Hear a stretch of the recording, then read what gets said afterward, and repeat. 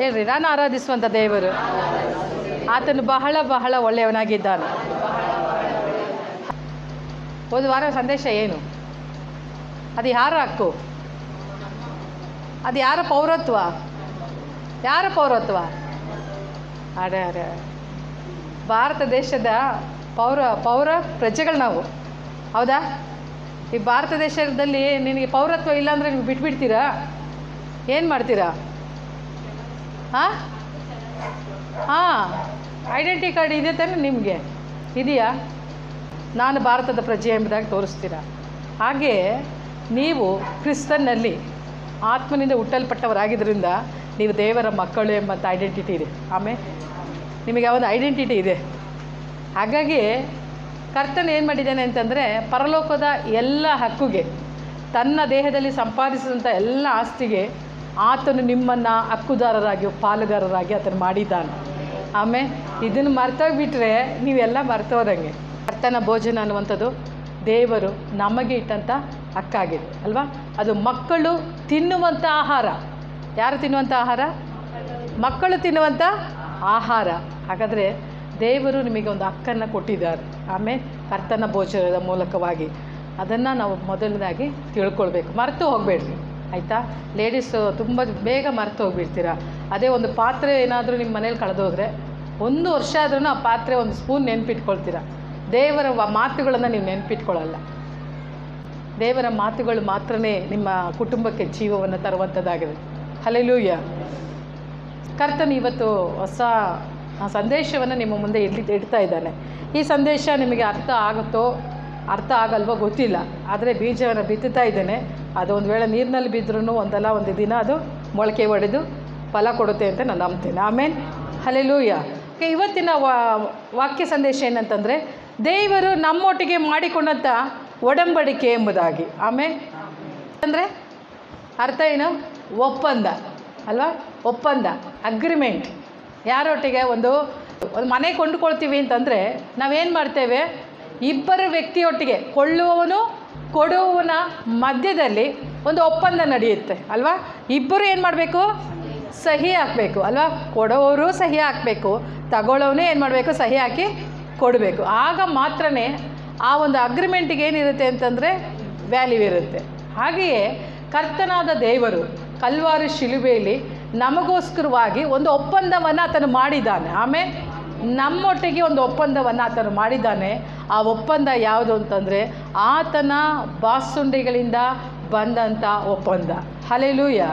ಆ ಲೂಕನ ಬರೆದ ಸುವಾರ್ತೆ 22ನೇ ಅಧ್ಯಾಯ 20ನೇ ವಚನ ನಾವು ಓದುವಾಗ ಅಲ್ಲಿ ಅದನ್ನು ಹೇಳ್ತಾನೆ, ಅದೇ ರೀತಿಯಾಗಿ ಪಾತ್ರೆಯನ್ನು ತೆಗೆದುಕೊಂಡು, ಈ ಪಾತ್ರೆಯು ನಿಮಗೋಸ್ಕರ ಸುರಿಸಲ್ಪಡುವ ನನ್ನ ರಕ್ತದಿಂದ ಸ್ಥಾಪಿತವಾಗುವ ಹೊಸ ಒಡಂಬಡಿಕೆಯನ್ನು ಸೂಚಿಸುತ್ತದೆ.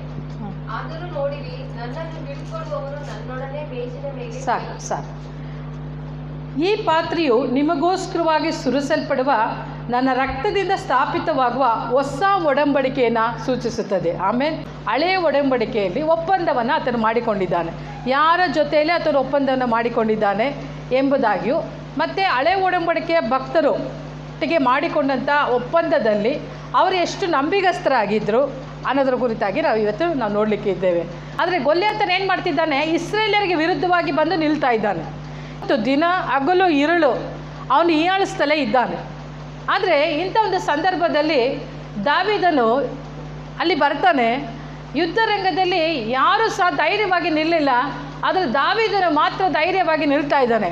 ಕಾರಣ ಏನು ಅಂತಂದರೆ, ಅವನು ಒಂದು ಮಾತನ್ನು ಹೇಳ್ತಾನೆ, ಉನ್ನತಿ ಇಲ್ಲದಂಥ ಇವನು ದೇವರ ಸೇನೆಯನ್ನು ಹೀಯಾಳಿಸಲಿಕ್ಕೆ ಇವನು ಎಷ್ಟು ಮಾತ್ರದವನು ಎಂಬುದಾಗಿ. ಆಮೇಲೆ ಹಾಗಾದರೆ ದಾವೀದನಿಗೆ ಗೊತ್ತು, ನಮ್ಮ ಒಳಗೆ ಒಂದು ಒಪ್ಪಂದ ಇದೆ. ಹಲ್ಲೆಲೂಯಾ.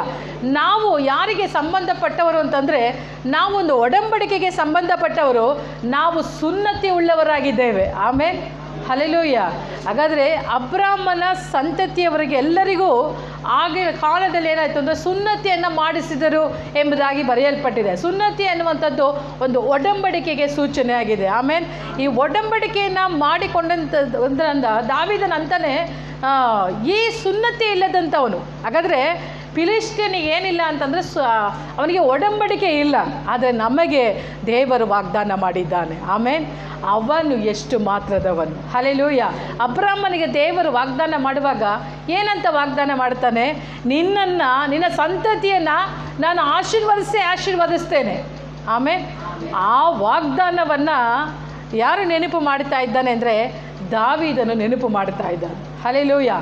ಮಾತು ಕೊಟ್ಟ ಆತನು ಯಾವತ್ತಿಗೂ ಮಾತು ತಪ್ಪುವನು ಅಲ್ಲವೇ ಇಲ್ಲ. ಒಂದು ಸಾರಿ ಆತನು ಮಾತನಾಡಿದರೆ ಆ ಮಾತನ್ನು ನೆರವೇರಿಸಲಿಕ್ಕೆ ಆತನು ಶಕ್ತನಾಗಿದ್ದಾನೆ. ಹಲ್ಲೆಲೂಯಾ.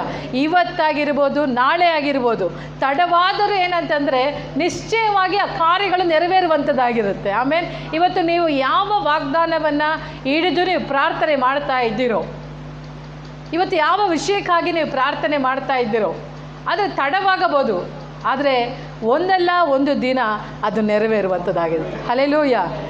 ಕೆಲವರಿಗೆ ವಾಗ್ದಾನಗಳು ಏನಂತಂದರೆ ಬೇಗನೆ ನೆರವೇರುವಂಥದ್ದಾಗಿರುತ್ತೆ.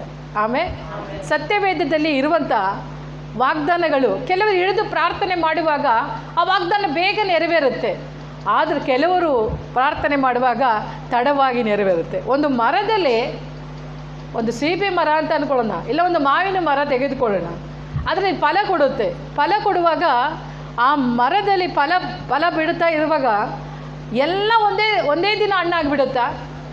ಎಲ್ಲ ಮರನೂ ಒಂದೇ ಸರಿ ಹಣ್ಣಾಗಿಬಿಡುತ್ತಾ? ಆಗೋದಿಲ್ಲ. ಆದರೆ ಒಂದು ಹಣ್ಣಾಗಿರುತ್ತೆ, ಎರಡು ಹಾಗೆ ಕಾಯಿರುತ್ತೆ. ಆದರೆ ಮೇಲೆ ನಿಧಾನವಾಗಿ ಒಂದೊಂದೇ ಹಣ್ಣಾಗುತ್ತೆ, ಹಣ್ಣಾಗಲಿಕ್ಕೆ ಆರಂಭವಾಗುತ್ತೆ. ಅದೇ ಪ್ರಕಾರವಾಗಿ ತಡವಾದರೂ ನಮ್ಮ ಫಲ ಖಂಡಿತವಾಗಲಿ ಫಲಿಸುವಂಥದ್ದಾಗಿರುತ್ತೆ. ಹಲ್ಲೆಲೂಯಾ. ವಾಗ್ದಾನ ಮಾತ್ರ ಕ್ರಿಸ್ತನಲ್ಲಿ ಹೌದು ಆಮೇನ್ ಎಂಬುದಾಗಿ ಬರೆಯಲ್ಪಟ್ಟಿದೆ. ತಡವಾದರೂ ಕರ್ತನಾದ ದೇವರು ಅದನ್ನು ನೆರವೇರಿಸಲಿಕ್ಕೆ ಆತನು ಶಕ್ತನಾಗಿದ್ದಾನೆ. ವಾಗ್ದಾನವನ್ನು ಹಿಡಿದು ನಾನು 2 ವರ್ಷ 3 ವರ್ಷ ನಾನು ಪ್ರಾರ್ಥನೆ ಮಾಡ್ತಾ ಇದ್ದೇನೆ, ಏಕೆ ನೆರವೇರ್ತಿಲ್ಲ ಅಂತಂದರೆ ಖಂಡಿತವಾಗಿಯೂ ಇವತ್ತು ಬೇರೆಯೊಬ್ಬರ ಜೀವಿತದಲ್ಲಿ ನೆರವೇರ್ತಾ ಇರ್ಬೋದು, ಆದರೆ ನಿನ್ನ ಜೀವಿತದಲ್ಲಿಯೂ ಅದು ನೆರವೇರುವಂಥದ್ದಾಗಿದೆ. ಆಮೇಲೆ ಆದರೆ ವಾಗ್ದಾನವನ್ನು ನಂಬುವಾಗ ಕರ್ತನು ಖಂಡಿತವಾಗ್ಲೂ ಕಾರ್ಯ ಮಾಡುವಾತನಾಗಿದ್ದಾನೆ. ಗೊಲ್ಯಾತನನ್ನು ಕೊಲ್ಲುವಾಗ ದಾವೀದನಿಗೆ ನೆನಪಿಗೆ ಬಂದಿದ್ದು ಒಂದೇ, ನನ್ನ ದೇವರು ನನ್ನೊಡನೆ ಒಡಂಬಡಿಕೆಯನ್ನು ಮಾಡಿಕೊಂಡಿದ್ದಾನೆ. ಇಲ್ಲ 18ನೇ ಅಧ್ಯಾಯ 1-4 ವಚನವನ್ನು ನಾವು ಓದಿಕೊಳ್ಳೋಣ. ಸೌಲನು ದಾವೀದನನ್ನು ಅವನ ತಂದೆಯ ಮನೆಗೆ ಹೋಗಗೊಡದೆ ತನ್ನ ಬಳಿಯಲ್ಲೇ ಇಟ್ಟುಕೊಂಡನು. ಯೋನಾತಾನನು ದಾವೀದನನ್ನು ತನ್ನ ಪ್ರಾಣದಂತೆಯೇ ಪ್ರೀತಿಸಿದ್ದರಿಂದ ಅವನೊಡನೆ ಒಡಂಬಡಿಕೆ ಮಾಡಿಕೊಂಡನು. ಇದಲ್ಲದೆ ಅವನು ತನ್ನ ಮೈ ಮೇಲಿದ್ದ ನಿಲುವಂಗಿಯನ್ನು, ತನ್ನ ಯುದ್ಧ ವಸ್ತ್ರಗಳನ್ನು, ಕತ್ತಿ, ಬಿಲ್ಲು, ನಡುಕಟ್ಟುಗಳನ್ನು ದಾವೀದನಿಗೆ ಕೊಟ್ಟನು. ಹಾಗಾದರೆ ಯೋನಾತನ ಯಾರು ಅಂತ ಮೊದಲನೇದಾಗಿ ನೋಡುವಾಗ ಅವನು ಸೌಲನ ಮಗ ಆಗಿದ್ದಾನೆ. ಆಯಿತಾ? ದಾವೀದನೊಡನೆ ಸೌಲ ಏನು ಮಾಡ್ತಿದ್ದಾನೆ? ಪ್ರತಿ ಸಾರಿ ಅವನನ್ನು ಕೊಲ್ಲಬೇಕೆಂಬುದಾಗಿ ಪ್ರಯತ್ನಿಸ್ತಾ ಇದ್ದಾನೆ. ಆದರೆ ಸೌಲನ ಮಗ ಮಾತ್ರ ದಾವೀದನನ್ನು ತನ್ನ ಪ್ರಾಣಕ್ಕಿಂತ ಹೆಚ್ಚಾಗಿ ಪ್ರೀತಿ ಮಾಡ್ತಾ ಇದ್ದಾನೆ. ಆಮೇಲೆ ಅವನು ಪ್ರೀತಿ ಮಾಡ್ತಿದ್ದರಿಂದ ಯೋನಾತನನ ಪ್ರಾಣವು ದಾವೀದನ ಪ್ರಾಣವು ಒಂದಾಯ್ತಂತೆ. ಹಾಗಾದರೆ ಒಬ್ಬ ವ್ಯಕ್ತಿ ಒಬ್ಬರನ್ನು ಪ್ರೀತಿ ಮಾಡಬೇಕಂತಂದರೆ ಹೆಂಗೆ ಪ್ರೀತಿಸ್ತಾರೆ? ಇವರು ನನ್ನ ಪ್ರಾಣ ಅಂತ ಹೇಳ್ತಾರಲ್ವ, ನನ್ನ ಜೀವ ಇವರು ಅಂತ ಹೇಳ್ತಾರೆ. ಮಕ್ಕಳಿಗೆ ಏನು ಹೇಳ್ತಾರೆ? ಮಕ್ಕಳನ್ನು ತಗೊಂಡು ನನ್ನ ಜೀವ ಅಂತ ಹೇಳ್ತೀವಲ್ವ, ಅವರೇ ನಮ್ಮ ಜೀವ ಅಂತ ಹೇಳ್ತೀವಿ. ಅದೇ ಪ್ರಕಾರವಾಗಿ ಒಂದು ಜೀವಕ್ಕೆ ಸಮಾನವಾಗಿ ದಾವೀದನು ಮತ್ತು ಯೋನಾತನ ಇಬ್ಬರು ಅವರು ಪ್ರೀತಿ ಮಾಡ್ತಿದ್ರು ಎಂಬುದಾಗಿ ನೋಡ್ತೇವೆ. ಆ ಪ್ರೀತಿಗೆ ಗುರುತಾಗಿ ಯೋನಾತನ ಏನು ಮಾಡ್ತಿದ್ದಾನೆ ಅಂತಂದರೆ 3ನೇ ವಚನದಲ್ಲಿ ನೋಡ್ತೇವೆ, ಯೋನಾತನನು ದಾವೀದನನ್ನು ತನ್ನ ಪ್ರಾಣದಂತೆ ಪ್ರೀತಿಸಿದ್ದರಿಂದ ಅವನೊಡನೆ ಒಡಂಬಡಿಕೆ ಮಾಡಿಕೊಂಡನು. ಇದಲ್ಲದೆ ಅವನು ತನ್ನ ಮೈ ಮೇಲಿದ್ದ ನಿಲುವಂಗಿನ, ತನ್ನ ಯುದ್ಧ ವಸ್ತ್ರವನ್ನು, ಕತ್ತಿ ಬಿಲ್ಲುಗಳನ್ನು ಕೊಟ್ಟನು ಎಂಬುದಾಗಿ ಇಲ್ಲಿ ನಾವು ನೋಡ್ತೇವೆ. ಯೋನಾತನನು ಮೈ ಮೇಲಿದ್ದ ನಿಲುವಂಗಿಯನ್ನು ಅವ್ರು ಯಾರಿಗೆ ಕೊಟ್ಟನಂತೆ? ದಾವೀದನಿಗೆ ಕೊಟ್ಟನು ಎಂಬುದಾಗಿ ಬರೆಯಲ್ಪಟ್ಟಿದೆ. ಹಲ್ಲೆಲೂಯಾ.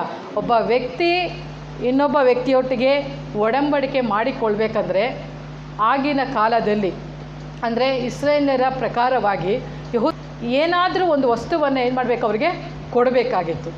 ಅದಕ್ಕೆ ಯೋನಾತನ ಏನು ಮಾಡ್ತಿದ್ದಾನೆ? ನಿಲುವಂಗಿಯನ್ನು ಏನು ಮಾಡ್ತಿದ್ದಾನೆ? ಕೊಡ್ತಾ ಇದ್ದಾನೆ. ಹಾಗಾದರೆ ನಿಲುವಂಗಿಯನ್ನು ಕೊಡುವಂಥದ್ದು ಅನ್ನುವಂಥದ್ದು ಏನಂತಂದರೆ ನನ್ನದೆಲ್ಲ ನಿನ್ನದೇ ಎಂಬುದನ್ನು ಅರ್ಥವನ್ನು ಕೊಡುವಂಥದ್ದಾಗಿರುತ್ತೆ. ಒಂದು ಒಂದು ಉಡುಪನ್ನು, ಒಂದು ವಸ್ತ್ರವನ್ನು ಯೋನಾತನ ಬಂದು ದಾವೀದನ ಕೊಡ್ತಿದ್ದಾನೆ ಅಂದರೆ ದಾವೀದನಿಗೆ ಹೇಳ್ತಾ ಇದ್ದಾನೆ, ದಾವೀದನೇ ನನ್ನ ಮೇಲಿರುವಂಥ ಅಂಗಿಯನ್ನು ಕೊಡ್ತಿದ್ದೇನೆ ಅಂತಂದರೆ ಅರ್ಥ ಏನಂತಂದರೆ ನನ್ನದು ಏನಿದೆಯೋ ಅದೆಲ್ಲ ಇನ್ನು ಮುಂದೆ ನಿನ್ನದೇ, ನಿನಗೆ ಸೇರಿದು ಅಂತ ಕೊಡ್ತಾ ಇದ್ದೇನೆ. ಹಲ್ಲೆಲೂಯಾ.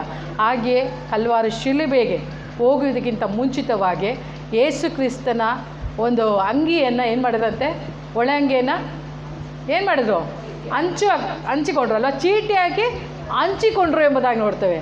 ಆದರೆ ಯೇಸು ಕ್ರಿಸ್ತನು ಒಳ ಅಂಗಿಯನ್ನು ಯಾಕೆ ಕೊಟ್ಟನು ಎಂಬುದಾಗಿ ನೋಡುವಾಗ ಆತನಿಗೆ ಇರುವುದೆಲ್ಲ ನಮಗೆ ಕೊಡಲಿಕ್ಕೋಸ್ಕರವಾಗಿ. ಆಮೇಲೆ ಆತನು ಹೇಳ್ತಾನೆ, ನನ್ನ ವಸ್ತ್ರವನ್ನು ತೆಗೆದುಕೊಳ್ಳುವಾಗ ನಾನು ಯಾಕೆ ಮೌನವಾಗಿದೆ ಅಂದರೆ ಅದು ಕೊಡುವಾಗಲೇ ನಾನು ಸಂತೋಷಪಟ್ಟೆ, ಯಾಕೆಂದರೆ ನನ್ನದೆಲ್ಲ ನಿಮ್ಮದೇ. ಹಲ್ಲೆಲೂಯಾ. ಅದನ್ನು ಸೂಚಿಸೋದಕ್ಕೋಸ್ಕರವಾಗಿ ಆತನ ವಸ್ತ್ರವನ್ನು ಕೊಟ್ಟನು ಎಂಬುದಾಗಿ ನೋಡ್ತೇವೆ. ಹಲ್ಲೆಲೂಯವನ್ನು ಅವನು ಕತ್ತಿಯನ್ನು, ಬಿಲ್ಲುಗಳನ್ನು ಕೊಡ್ತಾ ಇದ್ದಾರೆ ದಾವೀದನಿಗೆ. ಈ ಕತ್ತಿ ಬಿಲ್ಲು ಯಾವುದಕ್ಕೆ ಸಾದೃಶ್ಯ ಅಂತ ನೋಡುವಾಗ ಅಧಿಕಾರಕ್ಕೆ ಸಾದೃಶ್ಯವಾಗಿದೆ. ಹೇಳ್ರಿ,